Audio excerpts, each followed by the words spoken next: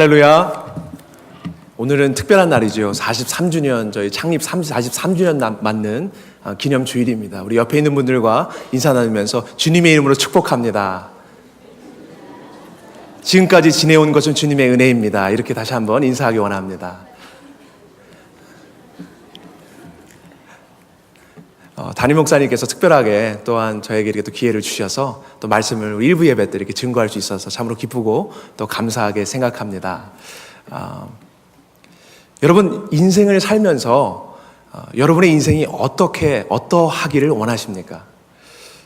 많은 분들이 초상집과 같이 되기를 원하시는 분은 단 한 분도 이곳에 계시지 않으리라고 생각합니다. 모두 다 기쁜 인생을 살고 싶습니다.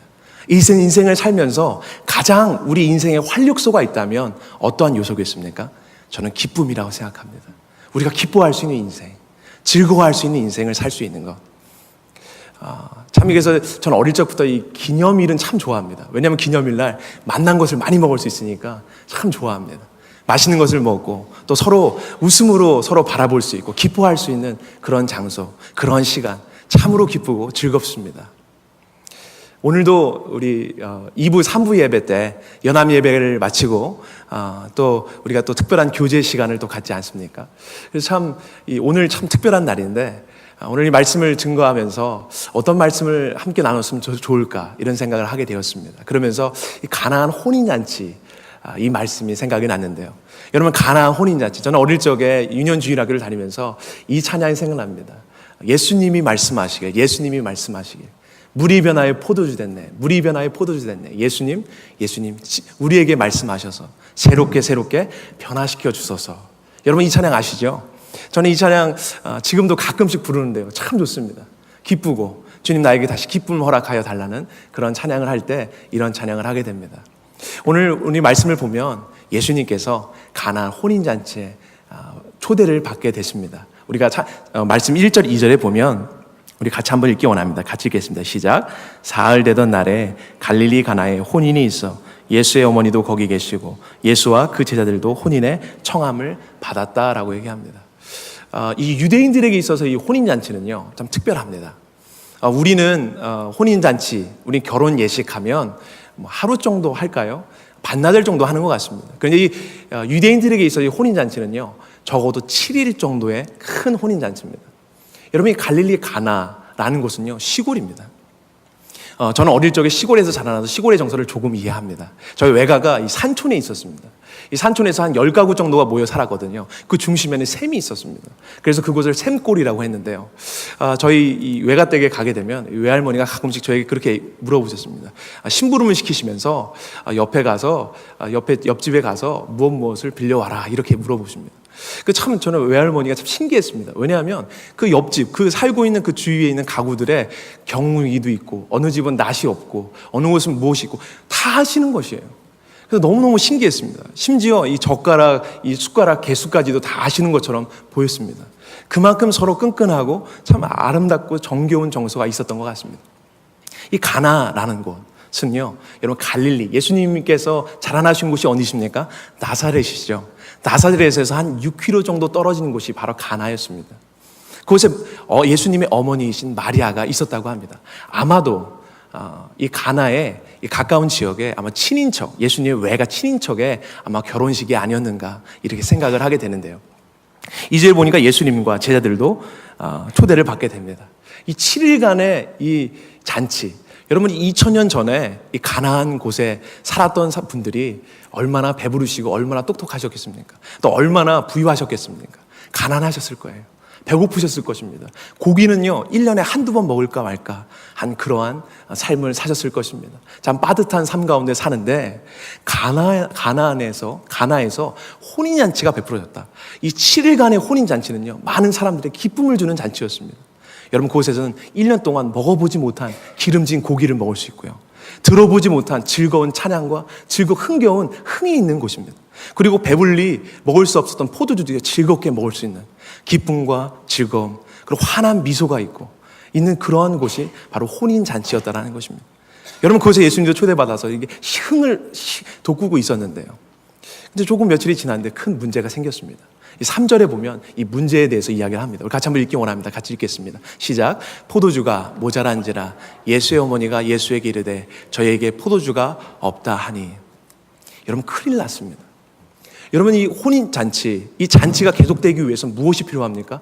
먹을 것이 필요합니다. 특별히 이 포도주는요, 참 중요한 것입니다. 이 구약 성경에 보면 포도주는요, 무엇을 상징하냐면 여러 가지 물론 심판도 상징하지만 또 시편에 보면 기쁨을 상징합니다. 즐거움을 상징합니다. 흥을 상징합니다. 이런 기쁨과 흥, 즐거움이 있는 장소가 돼야 되는 이 혼인잔치가요, 지금 초상집이 되게 생겼습니다. 왜요? 포도주가 중간에 떨어지게 되었다는 것입니다. 여러분, 이 포도주가 떨어진 것, 여러분 기쁨이 사라진 삶, 여러분 기쁘십니까? 여러분 인생 가운데 지금 행복하십니까? 저는 오늘 우리 이 말씀을 들으시는 우리 모든 분들이 정말 예수 그리스도 안에서 참된 기쁨을 다시 회복하시는 여러분 되기를 주님의 이름으로 축복합니다. 그리고 항상 기뻐하시는 그러한 여러분들 되기를 주님의 이름으로 축복합니다. 여러분, 이 기쁨이 우리에게 너무너무 중요한 것입니다. 그런데 이 혼인잔치에 지금 기쁨이 사라지게 생겼습니다. 초상집이 되게 생겼습니다. 여러분, 이런 상황 가운데서 여러분 열심히 비즈니스 하였는데 결국은 남는 것이 빚이고 병든 몸이라면 얼마나 인생 가운데 이 포도주가 떨어진 인생이겠습니까? 여러분, 열심히 살아서 이제는 배우자와 함께 죄송합니다. 배우자와 함께 즐겁게 살아보려 하는데 뜻밖에도 내 아내, 내 남편의 외도의 소식을 알게 되면 여러분 얼마나 깊은 상처에 빠지게 됩니까? 또한 열심히 내 자녀를 잘 키워봤는데 참 출세도 하고 공부도 잘해서 좋은 직장에 취직했는데 데리고 온 며느리가, 데리고 온 이 사위가 저 한 번도 생각해 보지 않았는데 고부간의 갈등이 여러분 시작된다면 여러분 어떠시겠습니까? 여러분, 이게 포도주가 떨어진 삶이라는 것입니다. 여러분 인생 가운데서 참 이런 어려운 인생, 이런 이민자의 삶을 보여주는 구약 성경에 한 인물이 있습니다. 여러분, 나오미라는 인물입니다. 룻기에 나오는 나오미라는 인물인데요. 이 나오미와 이 식구들이요, 이 두 아들이 있었고 한 남편이 있었습니다. 이 베들레헴이라는 곳에 살았는데 베들레헴에 흉년이 들었습니다. 그래서 이 모압이라는 곳으로 이 흉년을 피해서 국경을 넘어서 이민자의 삶을 결정하고 나아가게 됩니다. 그런데 어떻게 됩니까? 더 나은 미래, 더 행복한 삶을 살고 정말 기쁘기 원해서 그곳에 갔는데 기쁨은커녕 그곳에서 자신의 남편을 잃고 두 아들을 결국은 잃고 마는 것이 성경에 기록되어 있지 않습니까? 그리고서 그 슬픔과 눈물, 포도주가 다 떨어진 정말로 절망 상황에서, 절망 가운데서 이 나오미와 나오미의 며느리는 바로 베들레헴, 다시 고향으로 돌아오게 됩니다. 그럴 때 베들레헴 사람들이요, 이 나오미를 보고 나오미가 왔다 이렇게 얘기하는데 나오미가 이 베들레헴 사람들에게 이렇게 얘기합니다. 룻기 1장 20절인데요. 띄워주시겠습니까? 같이 읽겠습니다. 시작. 나오미가 그들에게 이르되 나를 나오미라 칭하지 말고 마라라 칭하라. 이는 적는 자가 나를 심히 괴롭게 하셨습니다. 나오미라는 뜻은요, 기쁨이라는 뜻입니다. 아마도 부모님께서 너의 인생은 잔치집과 같이 기쁨이 넘치는 인생이 되었으면 좋겠다 라고 해서 분명히 부모님이 지어주셨을 겁니다. 그런데 지금 나오미의 인생은 어떻습니까? 자신의 남편을 이민자의 삶 가운데 잃었습니다. 이민 가서 또한 자기의 정말로 눈에 넣어도 아프지 않는 두 아들까지 잃어버렸습니다. 정말 모든 인생 가운데 정말로 기쁨이라는 것은 전혀 찾아볼 수 없는 그런 상황 가운데 빠져있는 나오미가 이 베들레헴 사람들에게 무엇이라고 얘기합니까? 이제는 나를 나오미라 하지 말고 마라라고 해라 라고 얘기합니다. 여러분, 마라는 무슨 뜻입니까? 쓴 물이란 뜻입니다. 쓴 인생이 이제는 전혀 기쁨이 없는 마라 같은 인생이 되어버렸다라는 것. 저는 이 나오미의 스토리를 바라보면서 이것이 결국은 예수를 만나지 못했던 죄인된 인간의 상태가 아닌가라는 생각을 하게 됩니다. 하나님을 만나지 못했던 우리의 모습 어떻습니까? 하나님이 생명의 근원이고 하나님이 우리의 기쁨의 근원인데 하나님으로부터 떨어져서 우리가 죄를 짐으로 말미암아 우리 안에 그 기쁨이 사라져버린 인간의 상태. 여러분, 근데 예수님이 왜 오셨을까요? 예수님께서 그 기쁨을 다시 회복시키기 위해 오셨다라는 것입니다. 여러분, 3절에 보니까 포도주가 떨어지니까요, 이 마리아가 아무래도 걱정이 된 것 같습니다. 이 흥이 계속 진행돼야 되는데, 이 기쁨이 계속 돼야 되는데 기쁨이 지금 사라지게 돼버린 상황 가운데서 이 포도주가 떨어졌을 때 마리아가요, 마리아 집으로 뛰어가서 남은 포도주라도 더 해야 되겠다 이렇게 하지 않았습니다. 아니면 주위의 사람들에게 수소문하면서 포도주 좀 주세요라고 이야기하지 않았습니다. 누구에게 갔을까요? 우리 3절 보면 누구에게 갔습니까? 예수님의 어머니 마리아가 예수님에게 갔습니다. 예수님에게 이르렀다라는 것입니다. 여러분, 우리의 삶 가운데서 기쁨이 떨어졌을 때, 우리의 삶 가운데서 포도주가 떨어진 인생, 절망적인 인생 가운데 있을 때 우린 누구에게 가야 될까요? 성경은 우리에게 분명히 얘기합니다. 예수님에게 가야 된다고. 예수 그리스도께 우리가 갈 때 우리는 다시 기쁨을 찾을 수 있기 때문에 예수에게 가라고 우리에게 이야기하는 것입니다. 여러분, 그래서 우리는 기도의 자리에 나와야 돼요. 우린 기도해야 됩니다. 여러분, 우리 주위를 바라보며 또 다른 대안이 없을까? 내가 내 지혜와 내 능력으로 무엇인가 내 기쁨을 유지하려고 몸부림치는 그 모습에서 여러분, 우리 주님께서 말씀하시는 것은 나에게 나오라는 것입니다.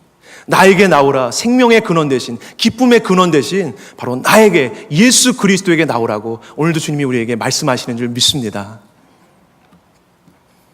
여러분, 그래서 4절에 보니까 우리 4절 함께 읽기 원합니다. 읽겠습니다. 시작. 예수께서 가라사대 여자여 무슨 상관이 있나이까? 내 때가 아직 이르지 아니하였나이다. 요한복음에 보면요, 내 때, 우리 성경을 볼 때 내 때가 무엇인가 그냥 지나갈 수 있습니다.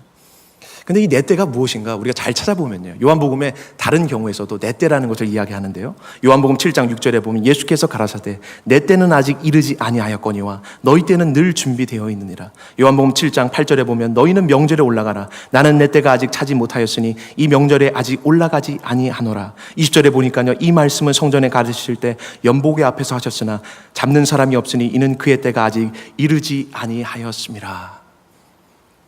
여러분, 우리 기쁨이 사라졌습니다. 우리에게 소망이 없습니다. 그런 상황 가운데서 주님께서 나의 때에 내가 그 기쁨을 다시 회복시키겠다고 말씀하십니다. 그때가 무엇인가?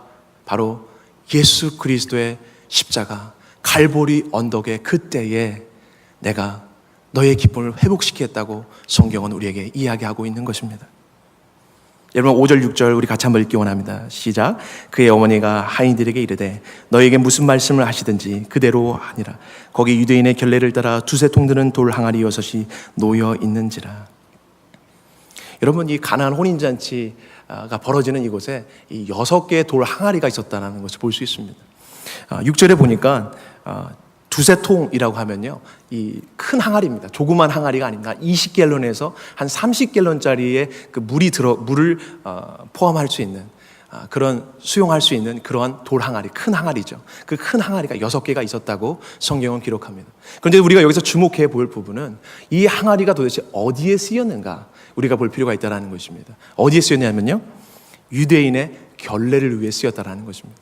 여러분, 유대인들은 이 식사를 하기 전에 항상 이 물로요 손을 씻었습니다.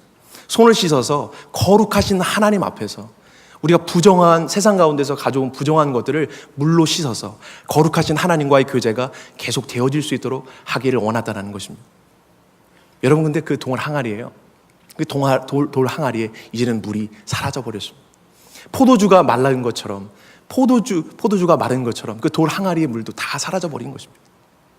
유대인들이 믿는 유대교, 그 종교 안에 자신의 열심으로 하나님 앞에 나아가길 원하고 자신의 능력으로 자신의 지혜를 가지고 하나님 앞에서 다시 기쁨을 회복시키길 원하지만 그렇게 할 수 없다라는 것입니다.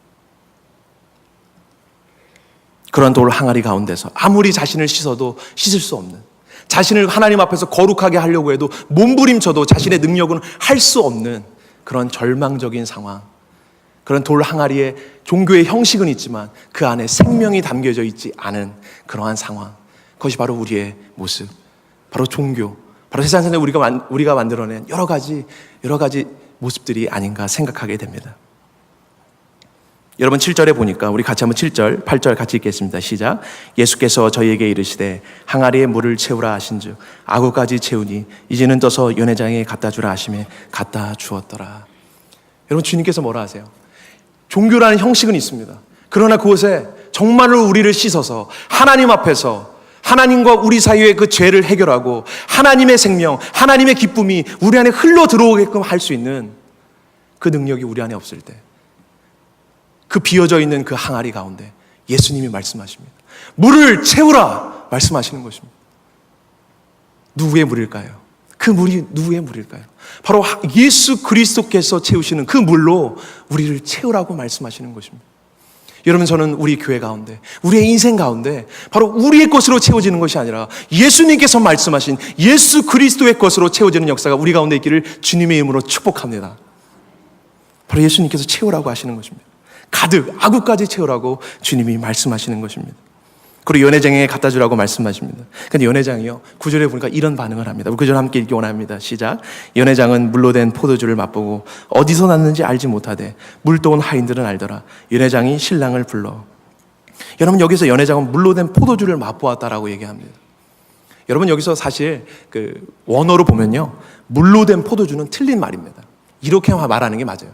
포도주가 된 물입니다. 여러분, 이 연회장이 마셨던 것은요, 포도주가 아닙니다.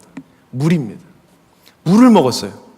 여러분, 아무리 유대인들이 유대인의 자신의 종교를 가지고 아무리 자신의 능력으로 자신의 종교의 물을 아무리 마셔도 목말랐는데요. 여러분, 여기서 9절에 예수님께서 주신 그 물. 근데 물이요, 어떤 빛깔입니까? 포도주 핏빛이에요. 포도주 핏빛의 그 물. 바로 예수님께서 나의 때에 내가 갈보리 언덕에서 내가 십자가를 짐으로 내가 나의 피를 흘림으로 말미암아 그 피를 마신 자들에게 주는 그 피, 그것으로 영원히 목마르지 않을 것이라고 주님이 우리에게 이야기하시는 것입니다. 여러분, 그 예수 그리스도의 피를 여러분 마셨습니까? 여러분, 그 예수 그리스도의 피가 여러분에게 지금 능력이 되고 계십니까? 여러분, 그 예수 그리스도의 피가 여러분 안에 들어와서 참된 기쁨으로 샘솟는 샘물로 여러분들 가운데 넘쳐나고 계십니까? 여러분, 요한복음 4장 13절 14절 말씀에 보면 예수님께서 이 포도주가 된 물에 대해서, 이 물에 대해서 다시 한번 말씀하십니다. 요한복음 4장 13절 14절 한번 띄워주시겠습니까? 같이 읽겠습니다. 예수께서 대답하여 가라사대 이 물을 먹는 자마다 다시 목마르려니와 내가 주는 물을 먹는 자는 영원히 목마르지 아니하리니 나의 주는 물은 그 속에 영생하도록 솟아나는 샘물이 되리라. 여러분, 예수 그리스도의 그 피, 예수 그리스도께서 기쁨을 잃어버린 우리의 인생 가운데 찾아오셔서 예수 그리스도의 피를 우리에게 주심으로 말미암아 우리 안에 어떤 일이 일어납니까? 영원까지 샘솟는 그 샘물의 근원이요, 우리 안에 만들어지게 된 것입니다. 예수 그리스도의 그 피가 우리 안에 들어와서요, 영원토록 샘솟는 그 물이 되었다라는 것입니다. 여러분, 남미 페루의 리마라는 곳에 가면요, 이 동남쪽에 300km 위치한 곳에 이카 지역이라는 곳에 이 사막지대 아름다운 오아시스가 있습니다. 그 이름은 와키치나라는 곳인데요, 그곳에 제가 그림을 보았는데 이 높은 사막이 둘러싸이고 있습니다. 이 주위가요 다 사막이에요. 뭐 아무것도 없습니다. 그냥 사막입니다. 근데 그 한가운데요, 아름다운 오아시스, 아름다운 물줄기가 흘러가요. 맑고 깨끗한 물들이 흘러가는 것을 볼 수 있습니다. 여러분, 근데 이것을 이 과학자들이 보니까요, 선사시대부터, 여러분, 아주 오래전부터 거기서 물이 흘러갔다라고 과학자들은 이야기를 합니다. 여러분, 한번 생각해 보세요. 이 사막, 광야 같은 인생 가운데, 이 광야에요, 얼마나 물을 부어야 여러분 선사시대 때부터 마르지 않는 그 영원한 물, 마르지 않는 그 물이요 계속 흐를 수 있을까요? 1톤이요? 2톤이요? 3톤이요? 우리가 밖에서 아무리 부어도요 그 땅에 흡수되어져 버릴 수밖에 없습니다. 그렇다면 그 선사시대부터 흐를 수 있었던 이유는 무엇일까요? 그 물이 마르지 않을 수 있었던 이유는 무엇일까요? 그 사막의 뜨거운 기후와 그 척박한 땅 가운데서도 거기에 오아시스, 맑은 물이 계속해서 흐를 수 있었던 이유는 무엇이었겠습니까? 바로 그 안에 여러분 생명의 근원, 물의 근원과 그 오아시스가 연결되어 있었기 때문에 그렇다는 것입니다. 여러분, 우리가 예수 그리스도와 연결되었을 때, 예수 그리스도의 십자가 그 피로 말미암아 우리 안에 생명의 근원 되신 그 생수가 들어옴으로 말미암아 여러분, 하나님과 우리 사이에 그 회복되어짐으로 말미암아 하나님께서 하나님의 생명과 하나님의 기쁨이요 우리 안에 다시 타고 들어오는 역사를 우리가 경험하게 된다는 것입니다. 여러분, 진정한 신앙인은요, 밖에서 무엇인가 하나님 밖에 있는 문제들, 밖에 있는 여러 가지 상황들, 힘들 때는 울상을 짓고 기쁠 때는 좋아하고, 이것이 여러분 우리 크리스찬의 모습이 아닙니다. 주님은 말씀하십니다. 밖에 기쁨의 원인이 있는 것이 아니라 바로 안에 있다라고 이야기하시는 것입니다. 안에 생명의 근원이 있다면 아무리 밖에서 떼약볕이 쬐도요, 아무리 인생이 척박해도요, 우리는 기뻐할 수 있다라고 성경은 우리에게 이야기하는 것입니다. 외부적 조건 때문에 우리가 슬퍼하고 괴로워하는 것은 신앙인의 모습이 아니라고 성경은 우리에게 이야기하고 있는 것입니다. 참된 신앙인은요, 외로워도요, 우리가 파산해도요, 우리가 슬퍼할 상황에 있어서도요, 우리 안에 주신 예수 그리스도로 말미암아 주어진 그 기쁨 때문에 여러분 우리는 기뻐할 수 있다는 것입니다. 여러분 성경에 보면, 성경에서 말한 것 같이 제가 여러분이 한 분의 스토리를 말씀드리고 말씀을 마치기를 원합니다. 여러분 작년 3월에 이 고 이민아 목사님, 이 변호사셨는데 돌아가셨습니다.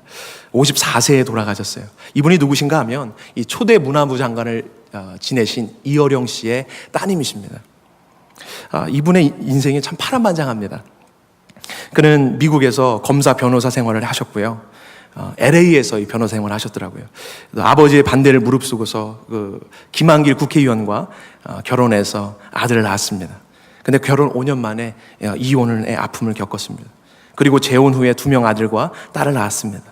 근데 둘째 아들이요, 자폐 진단을 받아서 자폐 진단을 받고 가슴 아픈 시간을 보내게 됩니다.